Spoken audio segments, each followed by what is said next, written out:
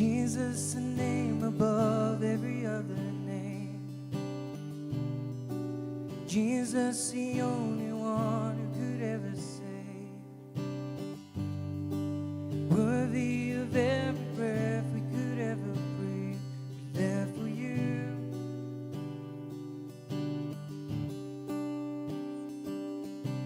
Holy, there is no one like you.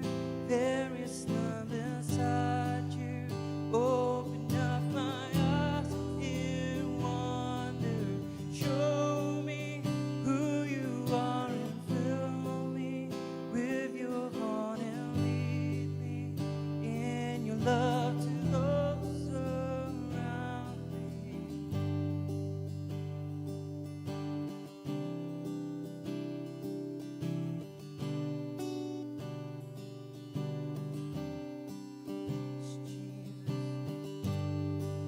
Worthy of every song we could ever sing, worthy of all the praise we could ever pray, worthy of every breath we could ever breathe, we're there for you.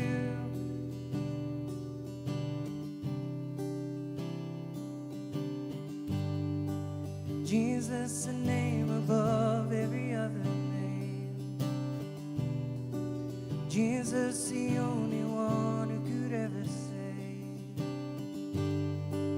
Worthy of every breath we could ever breathe, we're there for you.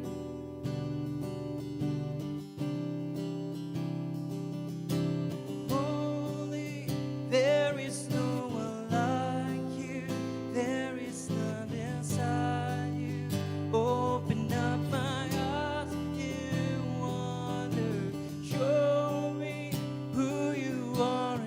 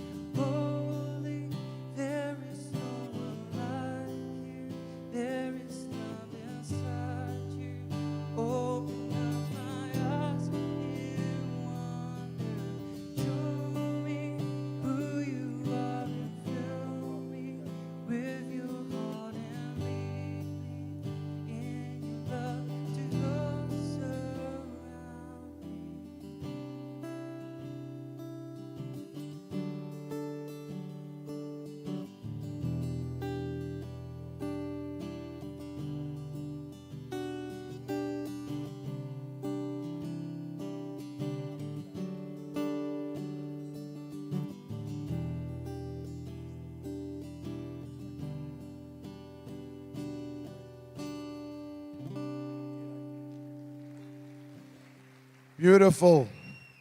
What a beautiful song. Ladies and gentlemen, without further ado, I'd like to call up Pastor John Jr. to come up. Let's give him a warm conference welcome. Pastor John, be blessed. God bless you, sir.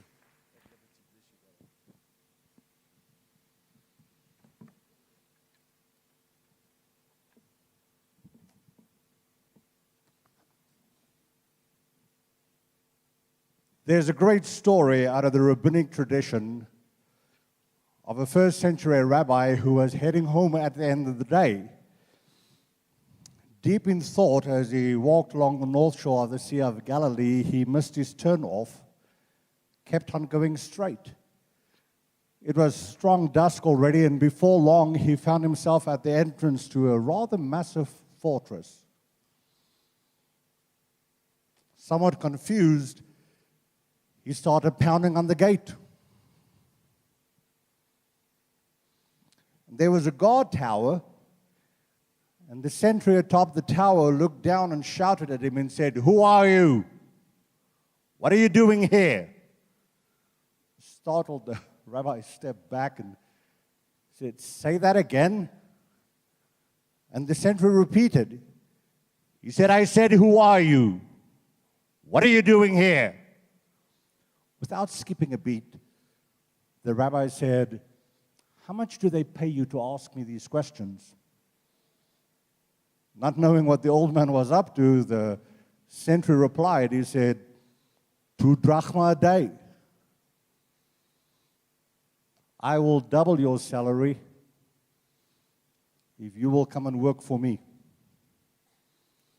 Stand outside my window and every day ask those 2 questions of me. Who are you? What are you doing here? For as long as I'm alive.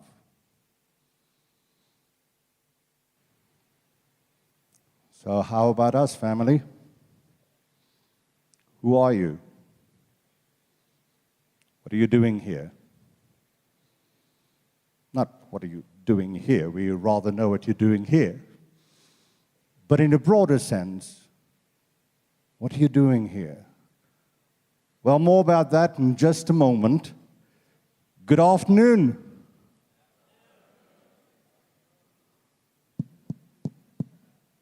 Either it's not on or there's like no energy out there. I know it's right after lunch, so you're going to have to work with me. Good afternoon. Dumela. Sawubona. Goeiemiddag. Daar's no 'n bietjie energie in die kamer. Okay, so back to our story of the rabbi. Those are life-defining questions. Life-defining in as much as who are you is a question of identity. What are you doing here is a question of purpose. And there are millions of people the world over who live their whole lives. They are born, they grow up and old, they die, and other people bury them. And they never manage to figure out the answer to either one of those questions. Now, I am not nearly as naive or as ambitious to try and take on those questions in this room. I mean, those questions are just way bigger than the time that we have and much bigger than this room. As it relates to our time together, as it relates to identity, when we say, who are you, we could take a deep dive in Scripture, although for our purposes today, we'll just anchor it in Scripture in a couple of places. So who are you? I'd refer you to Galatians 3, verses 26 to 29, and I'm reading from the New Living Translation that says, "For all of you, or for you all, are children of God through faith in Christ Jesus. And all who have been united with Christ in baptism have put on Christ, like putting on new clothes. There is no longer Jew or Gentile, slave or free, male and female, for you are all one in Christ. And now that you belong to Christ, you are the two children of Abraham. You are his heirs, and God's promise to Abraham belongs to you. So there's a suggestion on who you are. As it relates to what are you doing here, your purpose for being, I'd refer you to Luke 4, verse 18, that reaches back to Isaiah 61, verses 1 and 2, and it says, "The Spirit of the Lord is upon me, for he has anointed me to bring good news to the poor. He has sent me to proclaim that captives will be released, that the blind will see, that the oppressed will be set free, and that the name of the Lord, of the Lord's favor has come."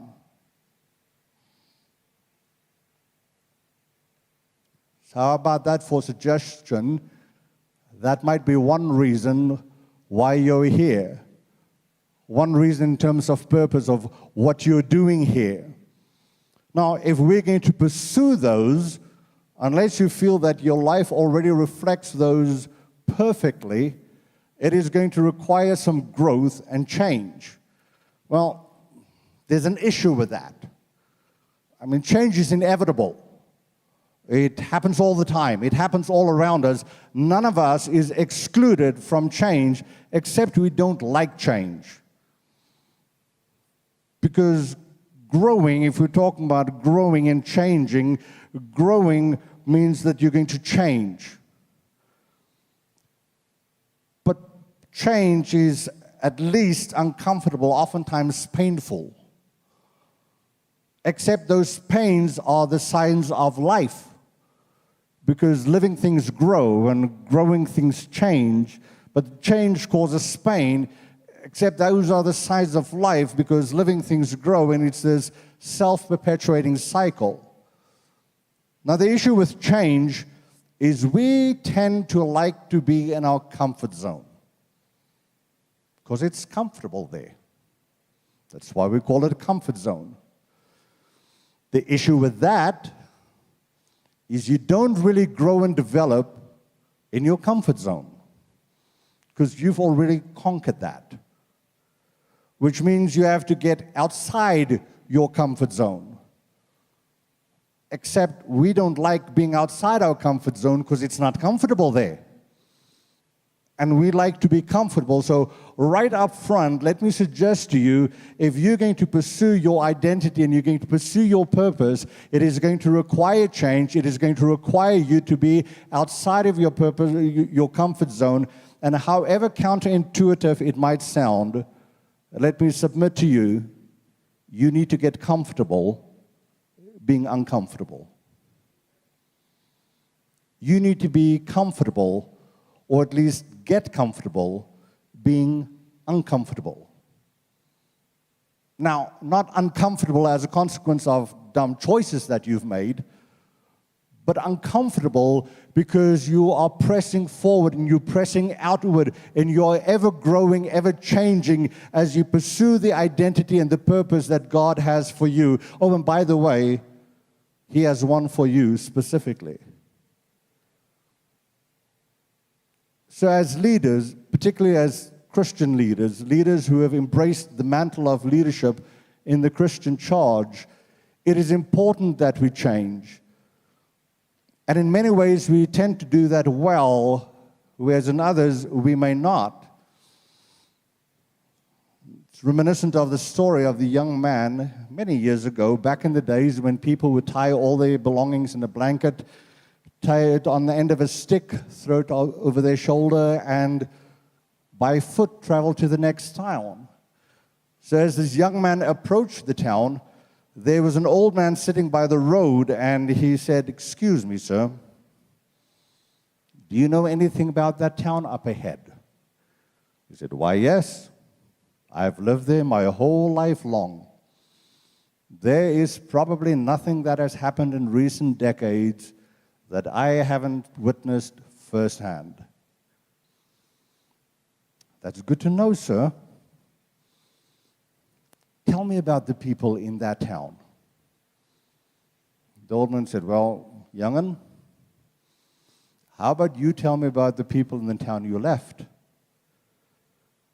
He says, oh, I'm so ready for a fresh start. I'm ready for a change. The people in the town that I just left, they were a bunch of naysayers. They were backstabbers. They were gossips. They were undermining. I am so sick and tired of the drama. I am ready for a fresh start and a new life. The old man hung his head, looked up and said, young man, I'm sorry to tell you, the people in the town up ahead are just like the people in the town you left. A few hours later, another young man comes by, very similar situation, and he said, excuse me, sir. I said, yes.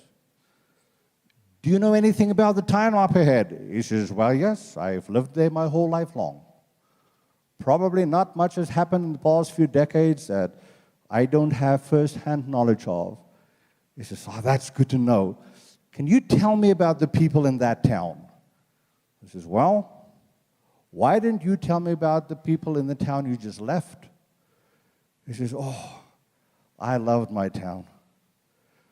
We were becoming big, I guess approaching the size of a city, but we still felt like a big family. We were kind to each other, and at night when the sun would set, people would come out and we'd sit around the campfire and we would talk and we would sing and we would tell us, oh, I'm going to miss my town. If the opportunity in this new town wasn't so great, I never would have left, but I just knew I had to pursue this opportunity. I just hope the people in this town are going to be like the people. I already miss my old town. And the old man smiled good-naturedly and said, son, you're going to do just fine, because the people in that town are just like the people in the town you left. And that's just like life, isn't it? More often than not, we don't see things as they are. We see things as we are. So I guess the question for us is, what do you see? If you see that things are going well, and we're recovering from COVID well, and we are hopeful and we are optimistic, that's what you'll see. If you're like, no, there are still people with face masks. This is probably going to be here for a while. That's what you'll find. If you see racial harmony and justice, you'll find that. If you see racial disparity and discord, you'll find that. Because whatever it is you find, whatever it is you're looking for, that's what you'll find, which is why it's so important for us as leaders to answer that question and say, what do you see? Because we can look at the same thing, but because of what it is that you're looking for, we can see very different things. And that is why it's so important for us to understand that we need to understand what it is that we are looking at. We need to understand our role in the context, because we're going to go through life. We're going to go through a variety of things, but to the degree that you can be intentional, that you can be deliberate, and that you can take an active part in learning from the experiences, it will advance you forward. So since you are going to go through life anyway, how about you grow through life? So rather than just aimlessly going through things, and here it comes again, and the next chapter, and the next season, how about we manage to grow through each experience, so that as we go through this experience, we not only go through it, but we grow through it, so when the next one comes along that looks similar, it's going to whoop. If I remember correctly, yep, that's a pothole right there. I think I'll walk around it this time. So that we not only go through things, but we also grow through things. So when we talk about the essential things that we need to do as leaders, I have a few things that I'd like to share with you this afternoon, that I'd like to submit to you to incorporate in your personal lives as part of your leadership growth journey. Now, when John Maxwell turned 70 a few years ago, someone asked him, what do you do differently at 70 than you did at 40? Maxwell said, at 40, I gave directions. At 70, I asked questions. So those of us who are still this side of 70, how about we not just go through things, but grow through things and learn from Maxwell and maybe start asking questions a little earlier? You don't actually have to wait until you're 70 to ask questions. So let me suggest that you start asking some of them now. And so among the questions that you should ask yourself is, am I increasing my influence? As a leader, am I increasing my influence? Because as I'm sure you're well familiar, everything rises and falls on leadership. I believe that wholeheartedly. I'll develop that thought in just a moment. But everything rises and falls on leadership. So as an overhead question, am I increasing my influence? And maybe some sub-questions that will help you think through that is, one, do they like me? It's rather helpful when people like you, especially if you're to lead them. And you're going to get things done through people. So do they like me? Typically when you have influence over someone, particularly willing and discretionary influence, it's because they like you. So maybe the first question is, do they like me? The second one is, can they help me? If you're going to lead people, it would be enormously helpful if they can actually help you get to wherever it is that you need to go and want to go. So second question, can they help me? And then the third question, can I trust you?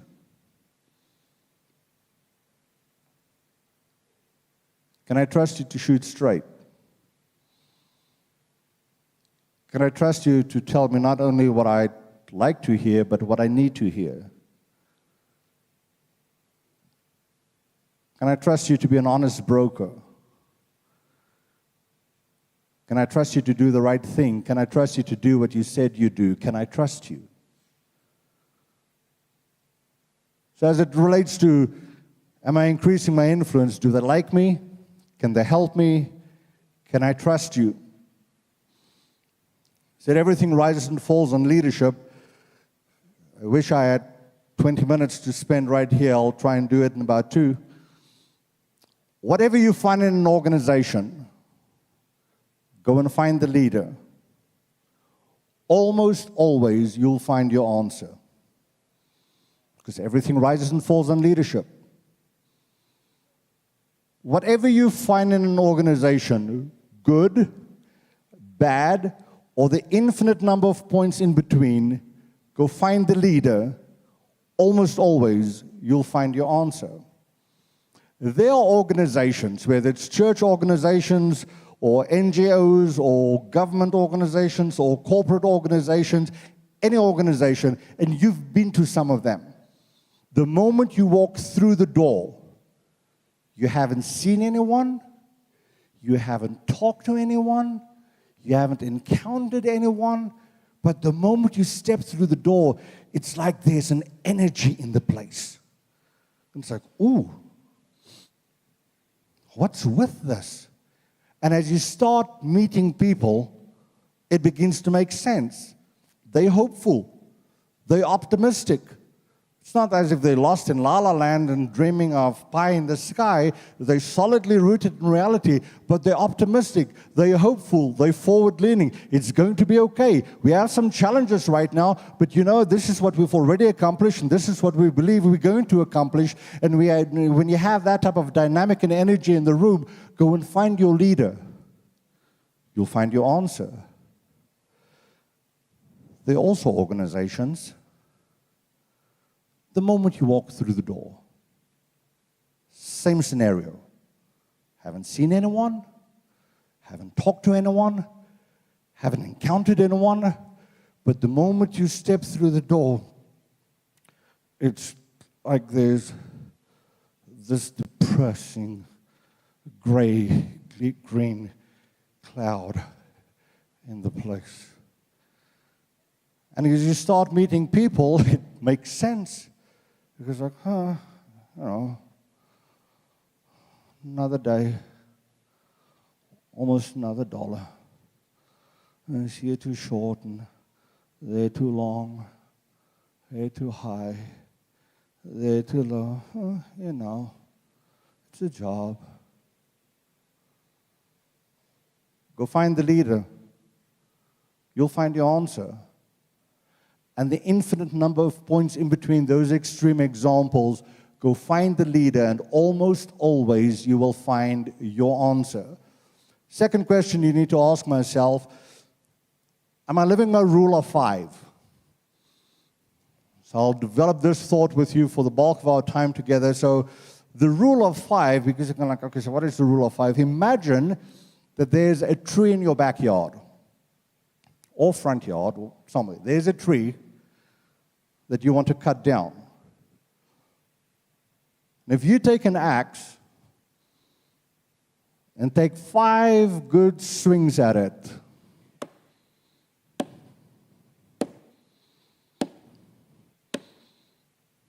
every day, eventually, you'll chop that sucker down. It may take a month. It may take years, depending on the size of the tree. The size of the tree is not the issue. The real question is whether or not you diligently take 5 swings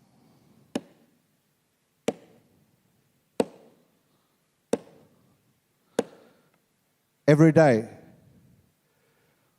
For leaders, a primary challenge is to identify the 5 activities most essential to your success and your effectiveness and practice them daily. So the rule of 5 does not ask, what are the 5 things I would like to do? That is a question related to your passion. And passion is good, and passion is necessary. It's just not the question that the rule of 5 asks. The rule of 5 also does not ask, what are the 5 things I should like to do? That sort of inquiry uncovers your values. Instead, the rule of 5 asks, what are the 5 things I must like to do in order to be successful, in order to be effective? Now that question right there, what are the 5 things I must like to do in order to be successful, more importantly, to be effective, that cuts to the heart of the matter. That cuts to the root of the daily behaviors, the essential daily disciplines in every leader's life, which are necessary to win and to be effective, even in ministry. Now, that statement right there, what are the things that I must like? I must learn to like them in order to be effective. Few thoughts about that. One, that statement assumes maturity. Because when we talk about enduring effective leadership, this is not a game for kids. It assumes maturity. Now, the issue with maturity,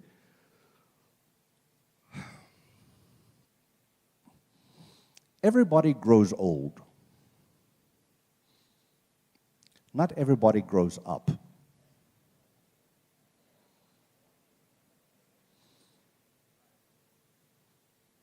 You stick around long enough, biology will take care of the rest. Everybody grows old. Hey, I'll tell you what, so I'm on the other side of 50 now. I'll be 55 at the end of the month. And weird things happen when you turn 50. And so in the last few years, I've discovered things like sometimes I'll wake up in the morning, I'll sit up on the side of the bed, and I'll do some really vigorous things like stand up. I'm just trying to go to the little boys' room, and it's like, it's like something kicked me. I hurt in places I didn't even know I had. because everybody grows old. Growing up, that's a function of maturity. And I've seen an awful lot of silver, blue, gray-haired people acting as childishly and as entitled in ways that I wouldn't tolerate of my youngest. Which, by the way, that's not my youngest. My wife and I have 4 sons. So John's our eldest, he's 24. Andrew's our second, he's 22. Jaron is 19. And Colin, our youngest, is about to be 16. So the other 2 are at home with their mom.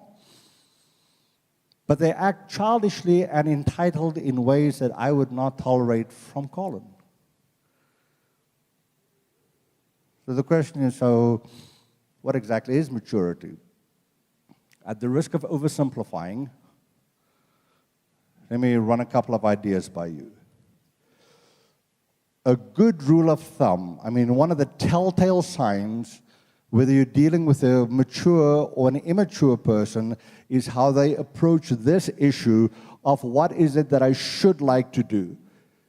You see, mature people will act their way into a feeling, whereas immature people prefer to feel their way into an action. I don't feel like it. I'm not feeling it. I don't want to do it. You kind of have to do it. I don't want it. I don't feel like it. Immature people, more often than not, want to feel their way into an action. They'll take action if and when, and only if and when, they feel like it, whereas mature people will act their way into a feeling, whether or not they like it. Now, if we have to buy into this notion that it's okay for us to feel our way into an action, come on, let's face it. Half of us wouldn't get up for work any given day. Even if you really, really love what you do, and I'm one of those fortunate souls, I love what I do. I mean, my academic background is in organizational leadership. I serve in a leadership role, and I spend my days around leaders on issues of leadership. I mean, come on, what's not to like about that? But sometimes, when that alarm goes off at 4:30 or 5 o'clock in the morning, I'm not feeling it. But I get up anyway, because I have stuff to do, and I have a team who relies on me, and I have a larger organization who depends on my team and me bringing our A game and adding value to their lives. So you get up and go, and sometimes it's half an hour, 45 minutes, an hour later before the feelings catch. Sometimes they don't catch up, but you do it anyway. Because it's your passion, it's your commitment, it is your dedication. This is what I have set my mind to do. And that's why it's so important. That's not the only sign of maturity, but it's one of the easiest, most telltale signs of you dealing with a mature or an immature person. An immature person wants to feel their way into an action. They let their emotions rule them, whereas a mature person will act their way into a feeling. They own their emotions. So I wanted to just say that as it relates to the rule of 5 and why that is so important. So when we come at the rule of 5 things to run by you real quickly. Let's talk about things that we're going to do 5 times a day. You have to know what you want to do. In this particular case, fell the tree. You have to have the right tool. Or if you're trying to fell a tree, an axe. You have to stay focused. The same tree. You don't just run around whacking trees, then you're going to have a bunch of injured trees all around the place. The same tree. You have to stay consistent because consistency compounds.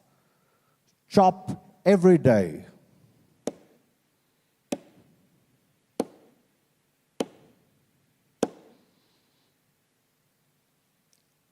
And then do not stop until you succeed. You're not done with that tree until it topples over. and you've chopped it down. And then you can move on to the next one. But in short order, that's just an example of how the rule of 5 would manifest. So here's the rule of 5, or the R5 for leaders. First, I lead myself first. If you've been in leadership for any length of time, you've discovered that self-leadership is the first, most important, and most difficult leadership you'll ever do. I lead myself first. Like the comedian who said, if I could kick the person in the pants who's responsible for my trouble in life, I wouldn't be able to sit down for a week. I lead myself first, however challenging it might be. Second, I value the people I lead. I value the people I lead.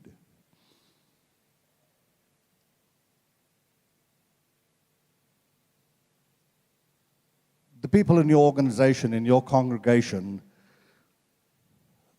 they're not just there to help you do stuff. They're not there to help you fulfill your dreams.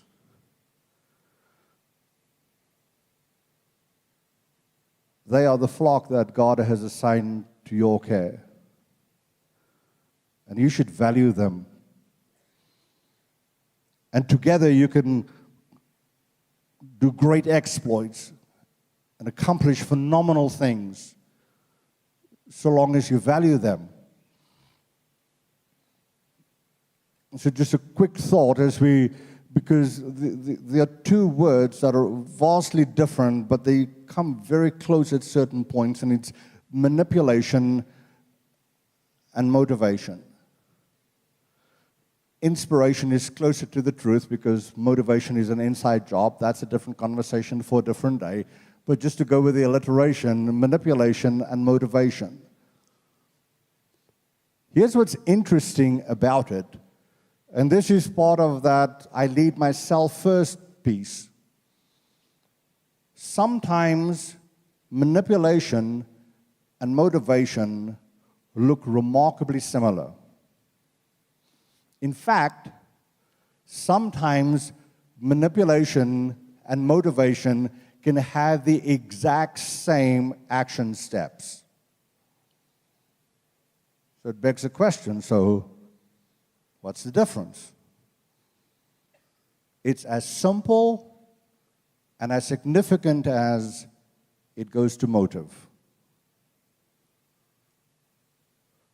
Whatever action steps you are taking with and through your team, if the end game is for the benefit of the organization, and there might be a second or third order benefit for you, that's okay. I'm not saying we can't reap any benefit. That's not at all what I'm saying. I'm talking about the end game. If the purpose of what we are doing this so that, if the so that is for the benefit of the larger organization, chances are you're on the motivation or the inspiration side of the house. On the other hand, if maybe the exact same action steps, I am doing all this so that, and the primary benefit lies with you, maybe to the detriment of the organization and the detriment of the people, that's manipulation, friend. And if you value people, you will never manipulate them. If you value people, because even the seemingly least significant person in your congregation is no less valuable than you are. Because God doesn't play favorites. He created us all equal. Didn't create us the same. I mean, we look different, we act different, we have different skills and abilities, so we're not the same, but we are all equal, and God values each and every person, and it is our obligation as leaders in the Christian context to value the people God has entrusted to us. Simon Sinek says it well. He says leadership is not nearly as much about being in charge as it is about caring for those in your charge. I'll run that by you again. Leadership isn't nearly as much about being in charge as it is about caring for those in your charge. That's part of what makes leadership so difficult and so challenging. So there are 5. The first one, I lead myself first. Second, I value the people I lead. Third one, I lead out of my strengths. So to the degree that you can, play to your strengths. Staff out your weaknesses. Hire people around you or bring people around you who are strong in the areas where you are not. Play to your strengths. And some questions that might help you prompt that thought process is, what is required of me? When you look at all the things that you have to do and you boil them down to maybe a few, the big rocks, so to speak, what is required of me? Second, what gives me the greatest return? We all have a finite amount of time, so whatever time it is that you're going to spend it on the things that give you the greatest return. This is where the Pareto principle comes into play, you know, the 80-20 rule, where you find that 20% of the things normally have 80% of the impact. For instance, if you think about your personal budget, 20% of your bills eat up 80% of your budget. 20% of the people take up 80% of your time. 20% of the people give 80% of the money. 20% of the people give you 80% of your headaches. 20% of the people perform 80% of the work. Spend your time on the 80% so that you can get the 20% so you can get the 80% return. And then finally, what gives me the greatest reward? What are the things that I would do even if they didn't pay me? Because it's my passion, it's my heartbeat, it's my lifeblood. Like what I'm doing here now, I happen to do this in my professional life as well, but I would do this even if they didn't pay me. I mean, I'd have to find a different way to support my family, but I'd still find a way to do this. And that's what you have to do, and as it relates to what gives you the greatest return, what gives you the greatest reward, this is just a quick sideline question, and then we have to get back to the text in the time that we have left, is what is it that you do? Because I said a little while ago, each of us have different skills, different talents, different abilities. What is it that you do that when you do it, it adds value disproportionately to the team? And each of us has a thing or a few things. What is it that you do that when you do it, it adds value disproportionately to the team? Because there are some things that I do. For instance, I'm a natural-born storyteller. And even in my professional life, I know how the stories land. So some of my colleagues have copied my stories. They've taken my stories, I mean, down to the pauses, down to the emphasis, down to everything. They tell them exactly the way that I do, and it adds value, just not the same as when I do it. But there are things that they do that when they do it, it adds value disproportionately to our efforts. And if I try to emulate that, it would add value, just not to that degree. So that's where you have to find your sweet spot. You have to find your grace zone. You have to find your wheelhouse. What is it that you do that when you do it, it adds value disproportionately to the team? This is all part of what helps us being not only successful but effective. Then number 4 there, I grow intentionally. I grow intentionally.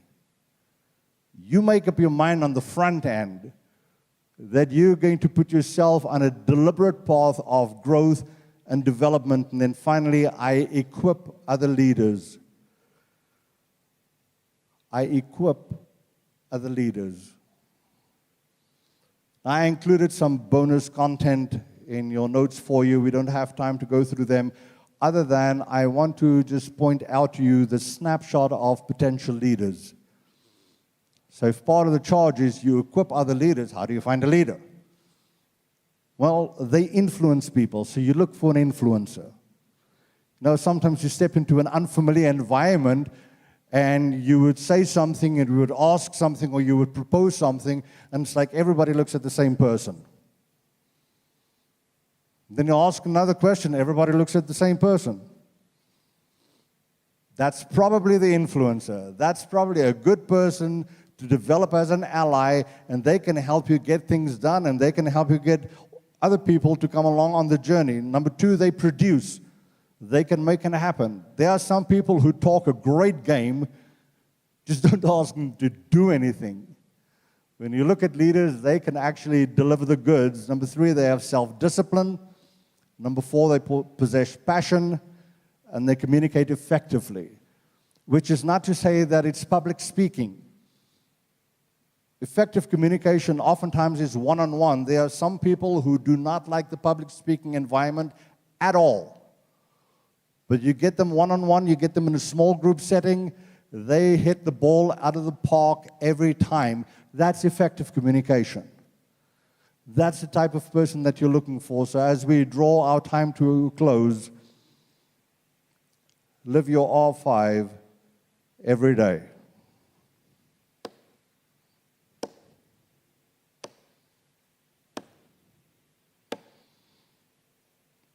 Though we largely didn't cover it, do the 5 L's every day. Live, lift, love, lead, and look. And then finally, find one person you can develop as a leader. I don't think that's too big an ask. Find one person you can develop as a leader. 1 Corinthians 9, verses 26 and 27 says, "So I run with purpose in every step. I'm not just shadow boxing. I discipline my body like an athlete, training it to do what it should. Otherwise, I fear that after preaching to others, I myself might be disqualified." So friends, live your R5, do the 5 L's, and find one person to develop as a leader as we continue to do great exploits for the kingdom of God and align our purposes with the purposes of heaven. Thank you for your time. Enjoy the rest of your day. God bless you.